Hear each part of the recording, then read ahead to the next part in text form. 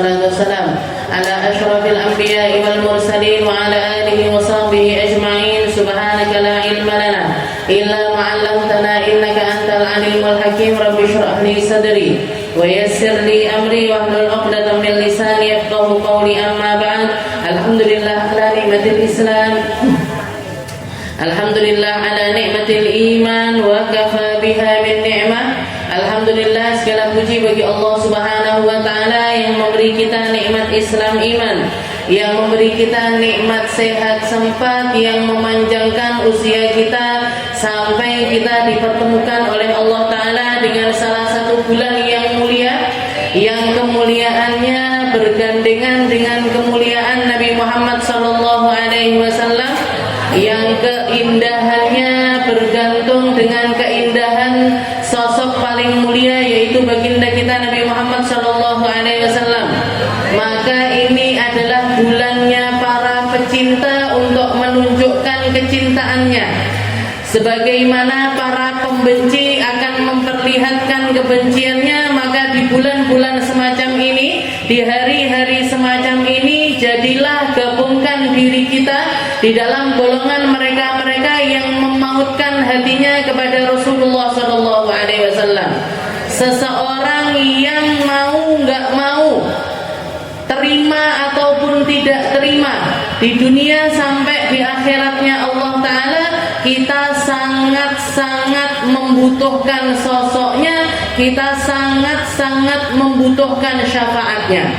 Kita sangat membutuhkan syafaatnya Nabi bahkan ketika kita masih ada di dunia.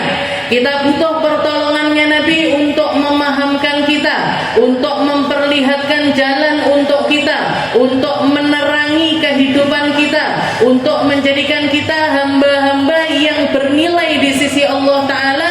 Gak bisa tidak kecuali harus melalui Rasulullah Sallallahu Alaihi Wasallam.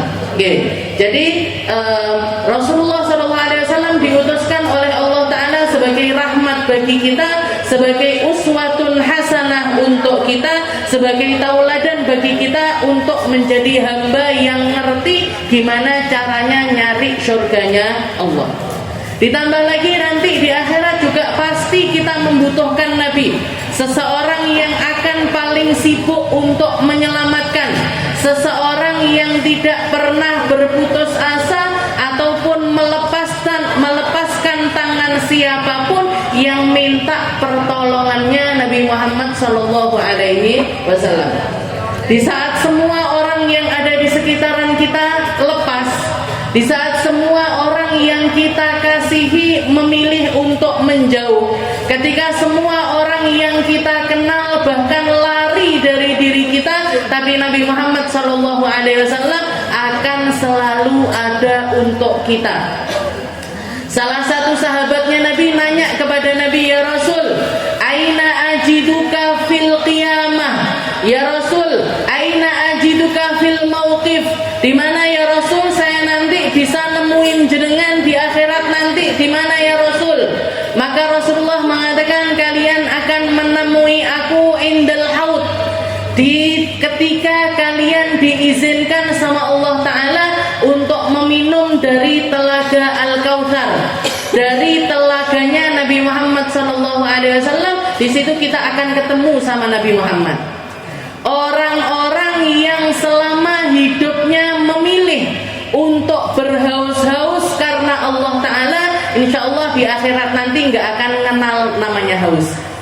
Mereka-mereka yang di dunia memilih untuk mengosongkan tenggorokannya di siang hari karena Allah Ta'ala, maka di akhirat nanti diberi sama Allah Ta'ala minuman-minuman dari telaganya Nabi Muhammad SAW.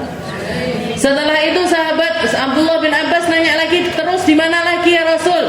Katanya Nabi Muhammad, indal mizan, ketika timbangan kalian ditimbang, ketika amalan kalian ditimbang sama Allah Ta'ala, nanti kalau aku menemukan timbangan burukmu jauh lebih banyak ketimbang amalan baikmu, aku akan menjadikan salawat-salawatmu untuk menjadi pemberat amal kebaikanmu. Makanya kita butuh salawat, Makanya kita butuh nyebut-nyebut Nabi. Makanya kita butuh yang namanya majelis maulid. Makanya kita butuh dengan kumpulan-kumpulan yang semacam ini. Karena kalau jenengan lihat review lagi dari tadi, dari awal, secara tidak sengaja berapa banyak kita sudah bersolawat kepada Nabi Muhammad SAW. Dan itu jadi senjatanya Nabi. Itu menjadi senjatanya Nabi untuk menyelamatkan mereka di dalam timbangan amal mereka. Setelah itu beliau nanya lagi, di mana lagi ya Rasul?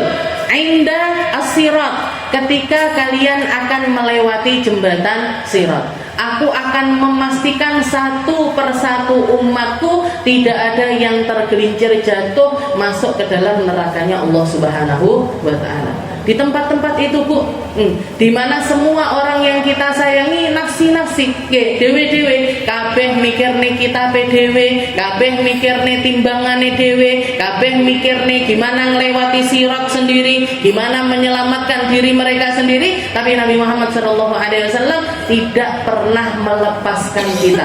Maka kita butuh syafaatnya Nabi di dunia sampai di akhirat. Dan di momen-momen semacam ini, di bulan Maulid semacam ini adalah waktu yang sangat-sangat cocok untuk kita nyari perhatiannya Rasulullah SAW. Maka pesan saya ketika kita masuk ke dalam bulan yang semacam ini, jenengan niat yang banyak, ditoto atine, ditoto pikirane, minta perkara-perkara yang mulia dari Allah Subhanahu wa Ta'ala. Jenengan niatkan, ya Allah, berkahnya Nabi Muhammad SAW, saya niat selama bulan Maulid ini saya menghadiri setiap majelis Maulid yang diadakan oleh setiap manusia di seluruh penjuru dunia. Mau itu di Tulungagung, mau itu di Kediri, mau itu di Blitar, mau itu di Gresik, mau itu di Surabaya, Jakarta, Malaysia, Singapura, Amerika, Inggris dan lain sebagainya. Dimanapun ada majelis maulid, ya Allah, jadikan saya salah satu orang yang tergabung di dalam golongan tersebut. Jenengan niatkan seperti itu. Apa mungkin Ustazah, apa mungkin menghadiri semua majelis maulid? Kalau secara jasadiah nggak mungkin, tapi secara rauhaniyah sangat-sangat mungkin.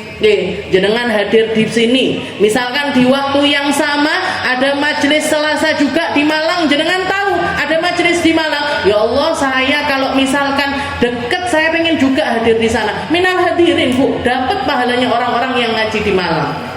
Di Surabaya juga ada, dapat pahalanya. Kalau jenengan niatkan hadir di tempat sana, jenengan dapat pahalanya orang-orang yang sedang bikin maulid di Surabaya, di Jakarta, dimanapun, di seluruh belahan buminya Allah Ta'ala, di mana orang-orang merayakan kegembiraan atas lahirnya Nabi Muhammad SAW, jenengan niatkan untuk ikut hadir bersama dengan mereka.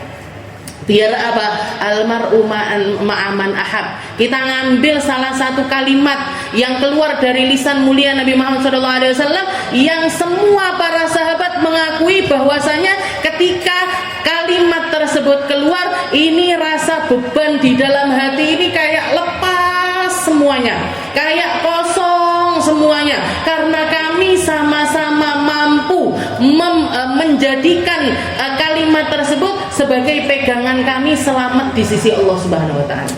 Karena kalau ngomongin tentang sholatnya kita dikit Bu, bukan cuman titik tek banget. Kalau katanya Imam Busiri, ya Allah, saya ini sholat cuman yang wajib-wajib tok, ndak nambahi sunnah sama sekali. Sunnahnya pun kayaknya cuman jadi penambal dari ketidaksempurnaan sholat fardu kami. Qobliyah saya, ba'diyah saya, duhaan saya, tahajudnya saya, kayaknya cuman cukup untuk nambeli halal lubang-lubang ketidaksempurnaan yang ada di dalam sholat fardunya kita. Kita baru takbiratul ihram, Allahu Akbar, bariki mangan awan opo, baca Fatihah, selesai baca Fatihah gitu loh, iki mang wis Fatihah apa dulu. Rakaat kedua, tadi rakaat pertama baca surat apa ya kok lupa. Padahal lo langganane panggah tapi iso lali. Kuliah kulhu. Tapi lali. Nggih. Tapi lupa kita. Nggih, tadi baca surat apa? Saking jauhnya kita dari yang namanya khusyuk. Saking jauhnya kita dari ngerteni setiap makna-makna kalimat yang terkandung dari ayat-ayatnya Allah Subhanahu wa taala. Kalau orang-orang dulu itu Bu ya, mereka sumpek-sumpek, mereka sakit-sakit, mereka kena musibah, mereka kena sesuatu yang enggak enak di dalam dirinya, masuk ke dalam salat hilang kabeh. Nggih, hilang semuanya. Makanya Allah taala mengatakan wasta'inu bis-sabri was-shalah. Mintalah tolong sama Allah taala. Mintalah tolong dalam perkara apa? Dalam setiap urusan dunia akhiratmu, mintalah tolong kepada Allah taala dengan menggunakan dua perkara. Dengan wasilah dua perkara. Apa itu? Sabar karo salat. Nggih. Jadikan dua perkara ini wasilah kamu untuk minta tolong sama Allah Ta'ala, dan kamu pasti akan mendapatkan apa yang kamu inginkan. Dulu orang-orang terdahulu ketika mereka masuk ke dalam sholat, anaknya meninggal atau istilahnya keluarganya ada yang meninggal atau hilang hartanya, datang kesumpekan ke dalam dirinya, masuk ke dalam sholat, yang dibaca imamnya ini setelah baca Fatihah yang dibaca walanabluwannakum bisyai'in minal khawfi wal ju'i wa naqsin minal amwali wal anfusi wath thamarat wa basyyiris sabirin alladzina idza asabathum musibatun qalu inna lillahi wa inna ilaihi raji'un. Adem ku atine. Kenapa? Karena merasa ditenangkan sama Allah taala lewat ayat yang keluar dari lisannya para imam. Yang imamnya ini bahkan nggak punya hubungan sama makmum ini tadi, nggak punya hubungan, tapi dia cuman baca ayatnya Allah Ta'ala, tapi pas nepai cocok dengan apa yang bisa menyembuhkan di dalam diri orang-orang tersebut. Maka begitu selesai sholat diparani imamnya, terima kasih, nangis di depan imam tersebut, terima kasih saya diingetin untuk jadi orang yang sabar. Kita kan enggak, dimarahin langganan, kuliah kulhu, enggak berubah-ubah. Itu pun masih lupa-lupa. Jadi kalaupun misalkan kita nambahi sholat sunnah, itu cuma jadi penambal sholat wajibnya kita aja. Kita mau datang kepada Allah Ta'ala ini bawa apa? Kita mau ngajukan diri di hadapan Allah Ta'ala, ya Allah terima saya, ya Allah tinggikan derajat saya, ya Allah ampuni dosa saya, ya Allah masukkan saya ke dalam syurgamu. Setelah itu Allah ganti nanya, kate opo awakmu mlebu surga? Ndak ngerti ya Allah. Salatku ndak pas, posoku yo ndak pas, sedekahku yo ndak pas, nutup auratku juga enggak pas. Semua belum ada yang pas di dalam kehidupan kita. Makanya dikatakan para sahabat pun merasakan hal yang sama, tapi begitu Rasulullah mengatakan almar'u ma'aman ahad, nanti orang dikumpulin sama mereka yang dia cinta. Nanti orang akan dikumpulin sama siapa yang dia rindu. Nanti semua orang akan dikumpulkan bersama siapa-siapa yang hatinya itu tertaut kepadanya. Maka semua sahabat mengatakan, kami kalau cinta kepada Nabi insya Allah punya. Maka dengan bekal ini kami akan mengajukan diri di hadapan Allah Subhanahu wa Ta'ala. Nah ini rasa ini yang bisa kita ambil. Dan di bulan Maulid semacam ini, jenengan akan ketemu berbagai macam orang, kelompok orang yang mengekspresikan cintanya kepada Rasulullah Shallallahu Alaihi Wasallam. Jenengan hadiri semuanya. Niatkan untuk menghadiri semuanya. Tempat-tempat yang mulia, majelis-majelis maulid yang mulia, majelis-majelis yang maulid yang ditoto dengan sedemikian rupa. Jadi tetap nggak boleh sembarangan majelis maulid, tapi datangi majelis-majelis maulid yang muru'atun nafas, yang keindahan harga dirinya seorang muslim tetap terjaga di tempat tersebut. Jangan datangi teman-teman sambil minta, ya Allah berkahi maulid, ya Allah perbaiki hidup saya, ya Allah berkahnya maulid lancarkan rezeki saya, ya Allah berkahnya maulid jadikan anak-anak saya anak-anak yang solih solihah. Jangan minta semuanya, hajat dunia, hajat akhirat, perkara sekarang, perkara nanti, perkara yang akan datang, jenengan minta semuanya kepada Allah Subhanahu wa taala, insyaallah diijabahi sama Allah. Okay. Setelah itu, pesan saya yang kedua, kalau jenengan hadir majelis maulid, cari tahu maulid apa yang dibaca. Setelah itu usahakan bawa kitab, usahakan megang buku. Biar apa? Biar bisa mentadaburi isi bacaan yang dibaca. Jadi nggak nyanyi sholawatan, maksudnya ini yang dibaca ya badrotim ya api suarane mbak inggir api tabuane, nggak cuman gitu, tapi kita bisa ya badrotim ya badrotim manhaza kullakamali, wahai purnama yang sempurna, yang dengan kehadirannya semua kesempurnaan itu hilang. Gak ada lagi kesempurnaan di atas Nabi Muhammad SAW. Gak ada keindahan di atas keindahannya Nabi Muhammad SAW. Gak ada sesuatu yang enak dipandang mata melebihi ketika kita memandang wajah Nabi Muhammad SAW. Makanya para sahabat dulu, Bu, para sahabat itu nggak bingung ketika mereka baru dari majelisnya Nabi, ngaji sama Nabi, belajar sama Nabi, setor Al-Quran sama Nabi, pulang ke rumah kangen sama Rasul, pulang ke rumah sudah kangen, balik lagi ke masjid datengin Rasulullah SAW. Katanya Rasulullah, kamu kan barusan pulang kok balik neh nyapo? Kamu kan barusan keluar dari majelis saya nggak lama, tapi kok balik lagi ngapain?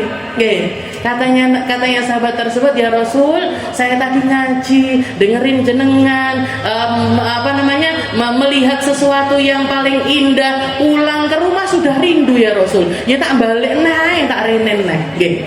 Jadi rindu tinggal balik ke masjidnya Nabi. Lah kita, mau merindu kepada Nabi, mau kangen-kangenan sama Nabi, mau melihat Rasulullah SAW secara jasadiah sudah nggak bisa, maka yang kita lakukan kalau misalkan nabinya nggak ada, apapun yang bisa nyambungkan kita kepada Nabi Muhammad kita pakai.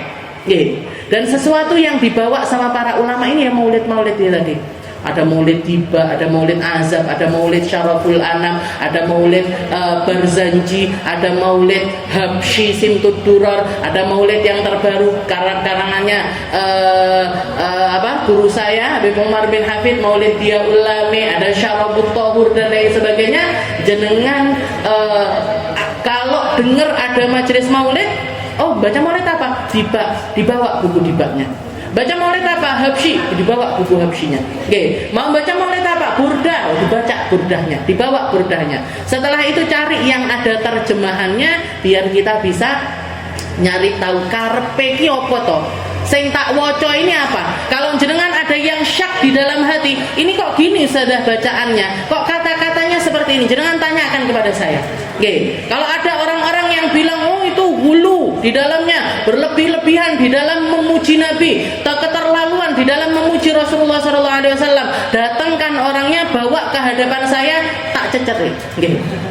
Tinggal gitu aja. Tapi saya ngomong kayak gini tuh udah hampir di setiap majelis, bahkan di radio dan lain sebagainya. Sampai detik ini belum pernah ada orang yang berani ada depan sama saya. Sampai detik ini belum ada orang yang datang, ini mana dalilnya, yang ini kata-kata kayak gini salah, yang kata-kata kayak gini nggak benar. Datangkan orangnya. Tak debate, tak bawakan kitabnya, tak bawakan panduannya, tak bawakan apa yang menjadi keinginannya dia sampai dia puas. Sampai dia puas. Karena semua yang didatangkan oleh para ulama ini dasarnya mesti ilmu.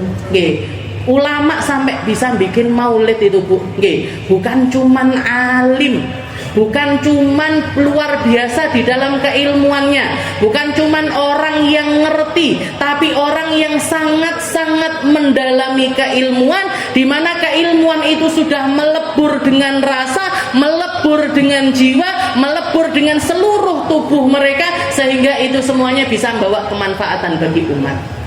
Berapa tahun umurnya maulid tiba? Berapa tahun umurnya maulid habsyi? Berapa tahun umurnya maulid azab? Sampai sekarang masih dipakai. Jenengan bandingkan sama karangan-karangannya orang zaman sekarang. Novel-novel namanya buku-buku cerita dan lain sebagainya. Berapa kira-kira usia dari buku-buku tersebut bermanfaat untuk umat? Tapi buku-buku yang nyambung kepada Allah Ta'ala ribuan tahun, ratusan tahun dilanggengkan sama Allah Ta'ala. Karena apa? Karena keikhlasan dari orang-orang yang bikin buku-buku tersebut. Oke. Jadi yang golek barokah yo iya, nyari ilmu juga iya, nyari pemahaman juga iya. Karena kita nggak bisa cinta sama Nabi Muhammad kalau nggak kenal sama Nabi. Kita nggak bisa dekat sama Nabi Muhammad kalau nggak tahu sosok Nabi Muhammad itu manusia yang semacam apa, akhlaknya bagaimana, parasnya seperti apa, apa yang bikin beliau itu seneng, apa yang bikin beliau nggak seneng, apa yang bikin beliau marah, apa yang bikin beliau tersenyum. Kita nggak akan tahu seperti apa Nabi Muhammad kalau nggak nyari tahu tentang Nabi. Dan istilahnya Allah Ta'ala menjadikan Nabi Muhammad itu sak paket, di mana jenengan bisa ngambil ilmu dari setiap detail kehidupannya Nabi. Dari awal beliau diadakan, diciptakan sama Allah Ta'ala sampai akhir hayatnya beliau, semuanya penuh dengan ilmu.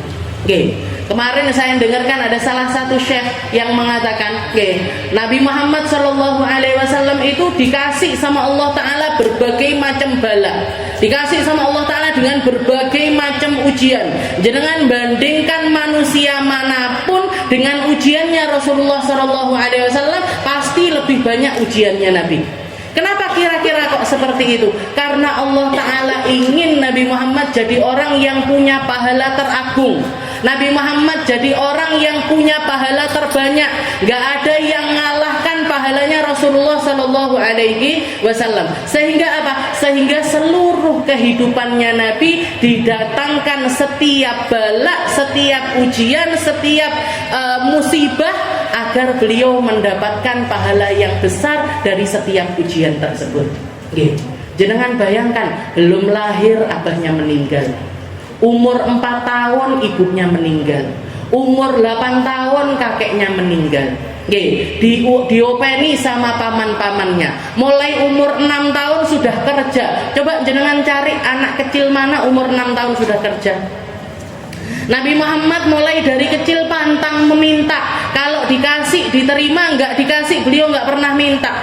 Nggak dikasih nggak pernah minta. Paman-pamannya Nabi mengatakan hal yang semacam itu. Dan barokah di dalam diri Nabi Muhammad ini sudah terlihat mulai dari awal. Katanya pamannya Nabi, aku ketika ngopeni Muhammad, saya bawa makanan 1 nampan, dimakan anak saya ber-7, ber-8. Kalau Nabi Muhammad makan duluan, makanan itu akan cukup untuk mereka semua.